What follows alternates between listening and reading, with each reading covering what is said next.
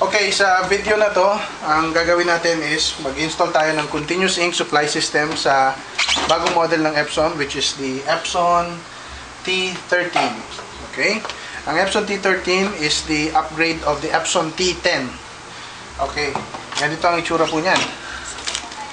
Ang napansin po namin dito is naging mas CISS friendly siya kasi napakaluwag nitong gitna, walang kalaban. Tapos ang maganda nito, pwede na pong lagyan ng waste ink bottle ng dito sa likod. Parang ganun po sa mga T60 at saka R230. Ayan po.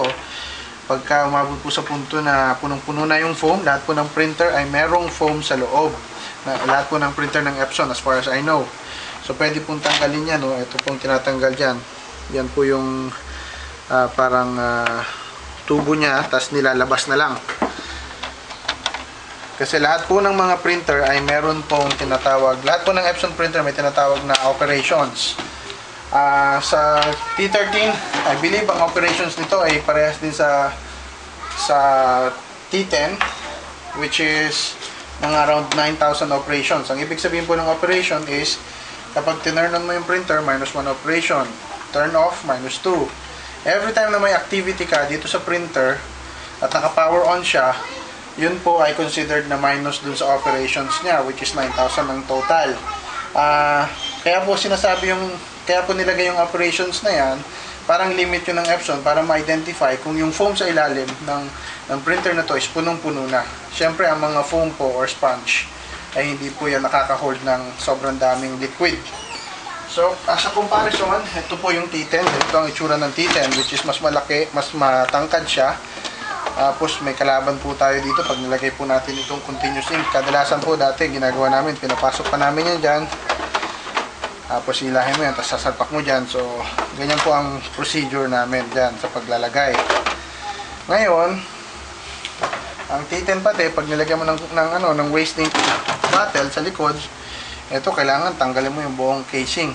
Ito yan, no? Hilahin mo pa, nilalabas mo siya, tapos pubutasan mo siya dito. Yan po ang itsura ng T10.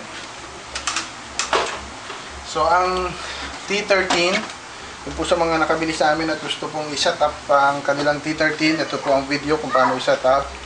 Buksan nyo lang po ito, isaksak nyo po dyan, huwag nyo munang ipa-power on. Okay, tapos buksan ninyo. Pag hila ninyo, i-push nyo pataas. Yan. Tapos mabubuksan nyo na to. Okay? Ang problema, pagka ito'y bago pa lang, hindi po nahihila ito kasi itong cartridge carrier niya na nandito, hindi po yan nahihila dahil nakalock siya. Ngayon, kung mapapansin ninyo, meron po itong parang lock dito na pwede pong i-push. Katulad dun sa mga video namin sa T10. Push mo lang tapos hilahin mo, ma-unlock na siya. Okay? Meron po yan. Mapapansin nyo pag nakalock yan eh. Tapos i-push nyo lang yung parang kulay puti doon. Push mo lang tapos hilahin mo na. Always do that. Gawin mo lang siya kapag hindi naka-on yung printer. Okay? So, ito na yung printer. Ito yung continuous ink. Ang continuous ink po ay merong external tanks. Sa case ng T13, apat lang ang kulay niya. Tapos, meron po siyang cartridges. Itong cartridges ay extension nitong tangke na to. Okay? Ang mga cartridges na yan, may kanya-kanyang chip yan. At ang numbering po niyan ay 731, 733, 734, 732. Hindi po magkakasunod. Ewan ko kung bakit, pero ganyan po yun. Kaya minsan pagka hindi po nadidetect yung chip po ay tinatanggal. Hindi po yung isang buong ganyan. Dapat ang tanggal po ninyo is ito oh. Ganito po ninyo tinatanggal yan. Yan. Kasama po yung plastic. Okay. Balik lang natin. Okay. Hindi pa naka-power on yung printer. Hindi pa siya naka-power on. Sasalpak natin siya dito. Ewan ko kung nakikita ninyo sa camera pero ganito lang yan. Huwag nyo pong pepersahin kung hindi talaga shoot. Kailangan eksakto. Yan. Wala, may nag-click. Yan, nakalock na siya, no? Once na nakalock na po yan, pag bago po yung continuous ink, parang medyo hindi pa siya sanay dun sa printer. Yan, no? Hindi po siya smooth yung yung pagkaka-straight niya, hindi smooth eh. So, minsan ginagawa namin, nilalagay namin sa may bakal, tapos ginaganon ito. Parang lubid ba? So, push na natin ito dito. Kailangan lang natin ng isang clip. Okay, itong clip na to is may double-sided tape ito. Kailangan lang natin tanggalin yung double-sided tape. Tapos itong clip na to, nilalagay lang ito dito sa may gitna ng printer. Okay, ganyan siya. Tapos ilalagay dito, kung nakikita nyo, yan, dito tatapat, no, yan, tapos lalagay lang dito sa may taas. Ito yung clip. Okay, dikit na. Once na nakadikit na po yan, ganyan yan dyan, tapos ayan, o, ganito po ang itsura from here papaganito. Tama, di ba? Oh, yan, Juris. Nagka-camera po ay yung technician ko. So, yan. Pupush yan dito. Yan, o, i-clip nyo lang po na ganyan. Naka-clip siya. Push nyo lang. Kung mapapansin nyo, parang medyo awkward ang itsura, no? Yan, ganyan po ang itsura nyan. Push natin ng gusto doon sa dulo. Tapos medyo hilahin natin ng konti rito. Yan. Para hindi po masyadong bumababa itong kable na to. Tapos pwede nating hilahin itong cartridge. Tapos i-push natin hanggang dun sa kabilang dulo. Tingnan natin kung eksakto siya. Yan. Kung mapapansin niyo, hindi masyadong batak ito. Medyo loose po yan ng konti. Para ang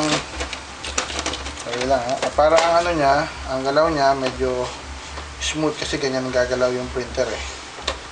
Okay. So, syempre tetestingin natin. Again, dapat nakabukas yung mga maliliit na butas. Sa packaging po, minsan ay itong ink na to ay punong-puno, tapos pag binuksan ninyo, bubulwak yung ink. So, ang gawin ninyo, ano nyo muna yung bote. Itong mga external tanks. Sarado, make sure na nakasarado muna siya, huwag nyo munang bubuksan, tapos iganyan ninyo, o kaya pag ganito pala, para yung air nandito sa kabila, kasi yan ang bubuksan ninyo eh. So hindi siya bubulwak. Yan. At wag nyo po ito ilalagay sa mas mataas na lugar or sa mas mababang lugar, kasi pag mas mataas, maubos yung ink niyo kinabukasan, magdi-drip yan eh. Kung nasa baba naman, nahirapan naman siyang sumipsip, kasi yung ink sinisipsip galing dito papunta dun sa mga cartridges. Make sure na dito lang siya, katabi lang.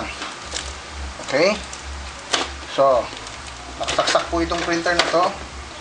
Ang gagawin lang natin ay testingin natin kung maganda ang kanyang movement. Okay, ito po yung power. Ito yung power button nya. Buksan natin. A thing about ink, ito po, sublimation ink ang gamit natin. Kung mapapansin niyo, napakalapot po ito kumpara po dun sa mga regular na dye. Kaya lang po, gamit po namin kasi ito sa paggagawa ng mugs. Hindi naman po pwede ang dye sa mug. Wala po tayong ibang choice kundi magsa-sublimation. What is the most compatible ink para sa printer para sa sublimation? Ito po.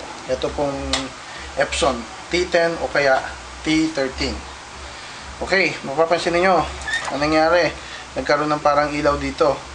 Siguro kailangan nating i-adjust lang to. Adjust lang po natin ng konti. Yan. Para hindi niya nakikita